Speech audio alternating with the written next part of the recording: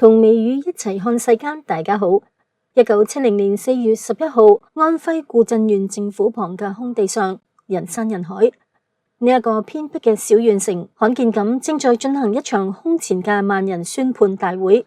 四里八鄉嘅人們趕到呢一度，推搡住、擁擠住、踮住腳，翹首往主席台上看。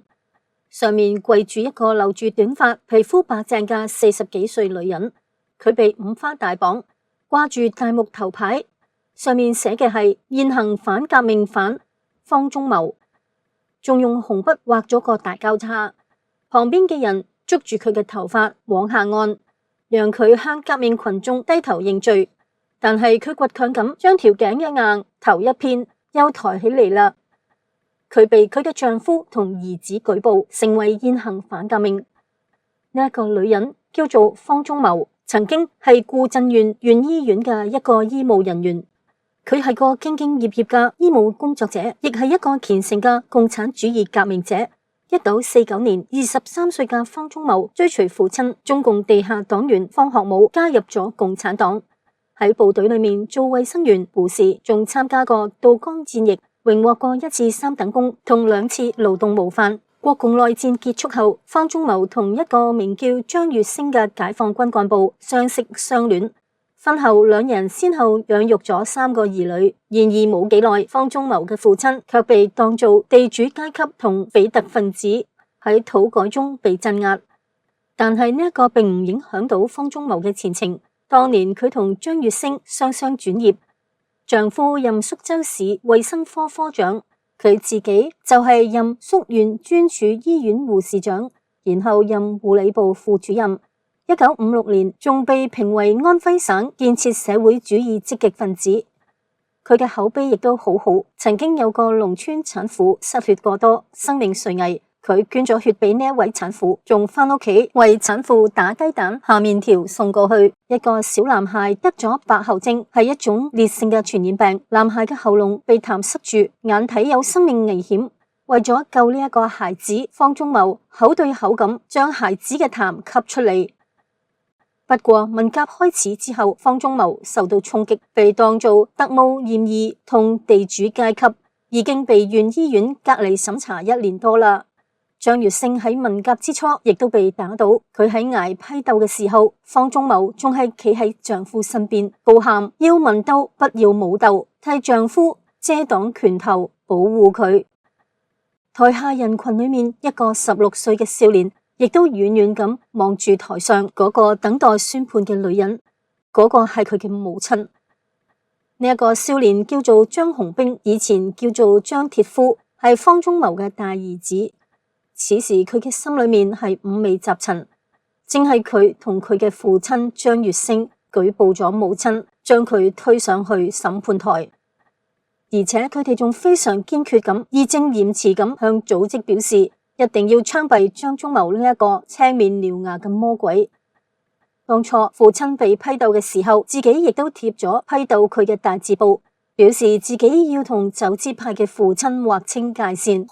可悲嘅係，父親非但冇唔高興，仲將呢一個兒子當成係大人嚟看待，認為佢成熟啦。張紅兵正在思考住，突然間感到會場安靜落嚟，原來台上正在宣讀審判結果。張紅兵清晰咁聽到判處死刑，立即執行。跟住佢睇到母親被當兵嘅拉上汽車，背後插住亡命旗，上面畫住一個圓圈，押赴刑場。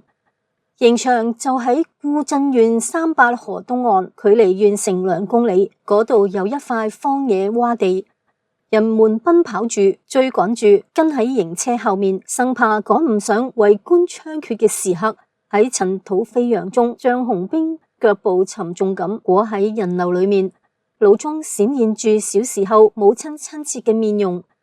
佢記起自己3歲嘅時候，喺一個電閃雷鳴嘅夏日夜晚，對媽媽話：媽媽，我害怕。媽媽就話：孩子，不用怕，我哋將門關上，唔緊要，媽媽陪住你。佢一邊搓衣服，一邊唱歌俾自己聽，歌聲非常動聽。佢記起母親喺自己發燒生病嘅時候，時刻守護在自己身邊，為佢降溫。明明係一個慈愛嘅母親，點解突然間就變成咗青面獠牙嘅魔鬼呢？張紅冰實在想唔通，而且一切就發生喺一夜之間。嗰時係1970年2月13號正月初8，一個詭異嘅夜晚。嗰個係張紅冰一生中最為刻骨銘心嘅一晚。嗰日晚飯之後，好似平常一樣，張紅冰洗碗，方中謀為丈夫同兒子洗住衫，一家人對文化大革命開展家庭討論同學習。但方中謀同丈夫張月星突然間爭執起嚟。呢個時候，方中謀喺睡房裏面攞出一本赤腳醫生手冊，上面印咗毛澤東嘅一句話：高貴者最愚蠢，卑賤者最聰明。佢指住呢一行字話：呢一個係別人說過嘅話，係毛澤東引用嘅。當時張紅冰係大院裏面最積極嘅紅衛兵之一，對毛主席極為崇拜。佢受宋彬彬改名影響，將自己個名從張鐵夫改為張紅冰。當時北師大附中嘅宋彬彬幫毛戴上紅衛兵嘅袖章，毛問佢叫乜嘢名，佢話叫宋彬彬。毛問係唔係文質彬彬嘅彬，佢話係。毛就話要武嘛，宋彬彬就將自己個名改為宋耀武。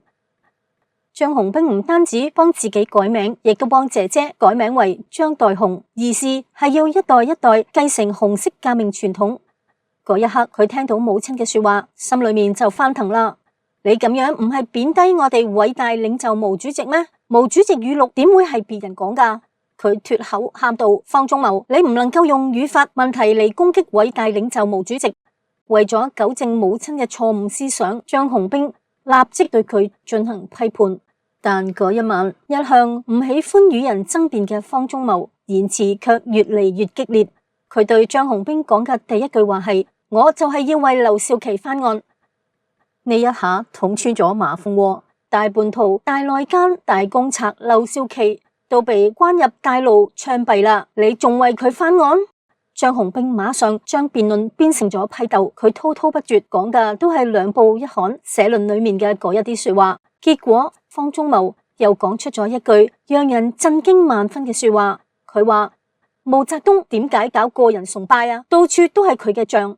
呢一下就更加不得了啦，佢將矛頭直接指向毛澤東。華歆江樂一家人驚駭萬分，攻擊污衊偉大領袖咁樣嘅反動行為，足以招嚟最嚴酷嘅懲罰。對張紅冰嚟講，呢一個女人瞬間就唔再係媽媽啦，佢已經變成咗一個現行反革命，變成咗一個階級敵人啦。張紅冰嘅父親張月星呢一個時候亦都表態啦，佢話：從現在起，我們堅決和你劃清界限，你把你剛才放的毒全部都給我寫出來。方中謀坐喺藤椅上，攞起丈夫嘅香煙，點燃咗一支煙。張紅冰從小到大從來都冇見過母親抽煙，佢一邊抽煙一邊話：我敢說敢想就敢寫。方中謀剛寫完，張月星就攞住出門啦，話要去檢舉。此時張紅冰心裏面仲喺度擔心父親可能會考慮其他因素，比如同母親嘅感情，比如整個家庭要照顧等等。於是為咗表現佢自己嘅革命立場，張紅冰亦都寫咗一封檢舉信，連同佢嘅紅衛兵胸章一齊塞咗入去軍代表宿舍嘅門縫。佢喺揭發材料嘅最後寫住：打倒現行反革命分子方中謀，槍斃方中謀。佢喺後來嘅採訪中話：如果父親當晚唔係真係去報案，自己好可能將父親母親一齊告發。張月星舉報返嚟之後，亦都對妻子話：槍斃你不虧吧，你就要埋葬喺古鎮啦。好快，軍代表同排長嚟到張紅冰屋企，對住方中謀就踢咗一腳，佢一下就跪咗喺地上，然後佢哋就好似捆種一樣將佢捆起嚟。佢嘅肩關節發出咔咔作響嘅聲音。此時張紅冰心裏有啲亂，但佢更多嘅係喺度慶幸自己同父親喺屋企呢一場階級鬥爭中站穩咗立場，經受咗考驗。第二日，張月星提出與方中謀離婚，顧振縣公檢法軍事管制小組准予離婚。張如星日後於2003年去世。後來喺顧振元教育革命展覽中，有一塊展板係大義滅親的中學生張雄兵和反革命母親堅決鬥爭的英勇事跡。不過周圍嘅人對佢哋屋企投嚟咗異樣嘅眼光，亦都逐漸疏遠咗佢哋。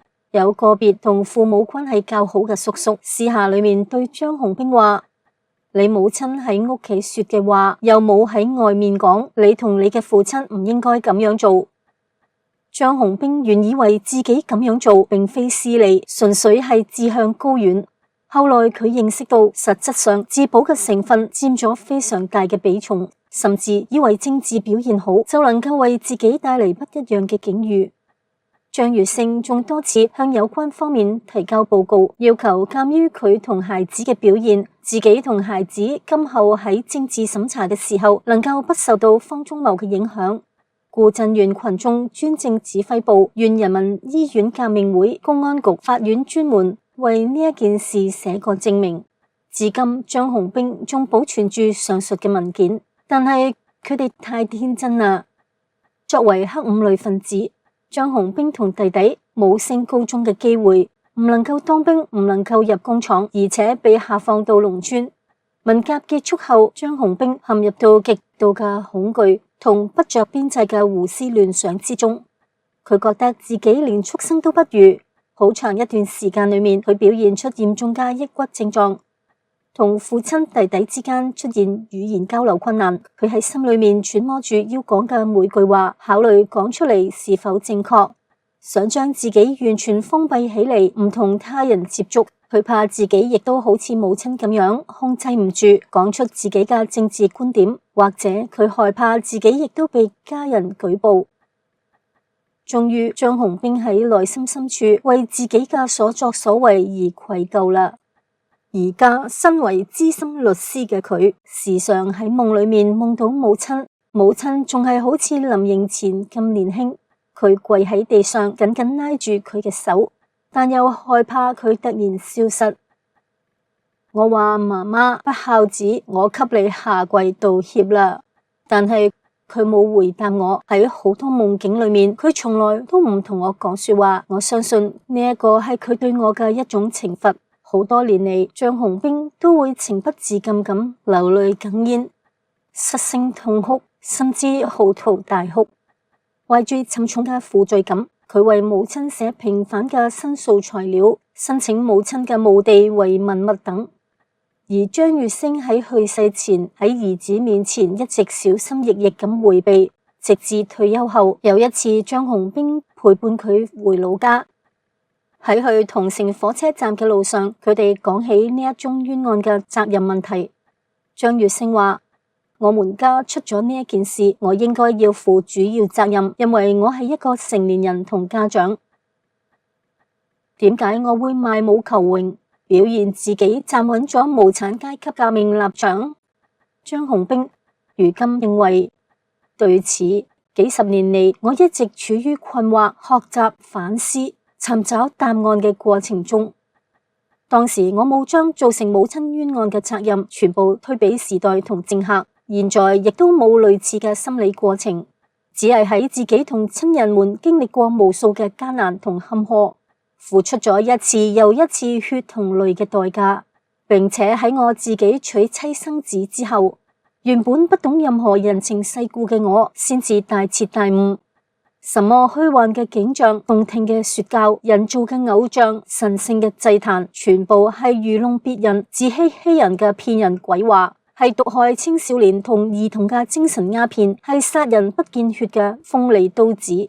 不管係邊一個，永遠都離唔開自然規律。食飯、着衫、生老病死，世界上最偉大嘅係母愛，最崇高嘅係人性。張雄兵嘅醒悟，能唔能夠喚醒嗰一啲仲喺度沉睡嘅小粉紅呢？希望今日嘅中國人能夠引以為戒，唔再讓悲劇重演。